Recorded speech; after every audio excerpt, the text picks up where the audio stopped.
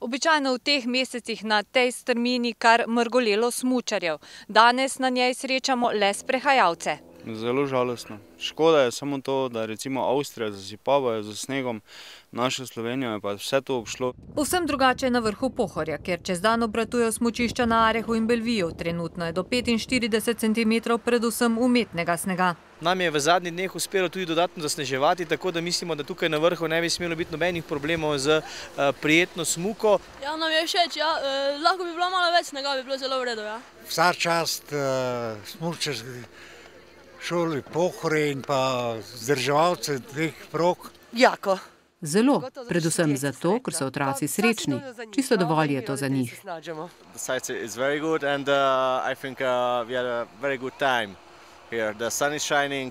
Proga je odlična, imamo se lepo, sonce sije, vse je ok. Cenovno pa je veliko ugodneje kot v Avstriji. Jasno pa je, da v uspešni smučarski sezoni v tem letu ne bo govora. Pozna se ravno to pomanjkanje snežne podlage. Mi smo temu se tudi cenovno prilagodili, tako da so cene vozovnic nižje in sicer dnevna stane 24 € za odraslega in pa za otroka 14 €. Sicer večjih odpovedi rezervacij zaradi pomanjkanja snega zaenkrat ne beležijo.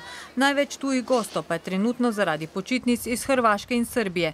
Napovedane nižje temperature v naslednjih dneh pa obetajo, da bi lahko prišli snegom tudi v dolino.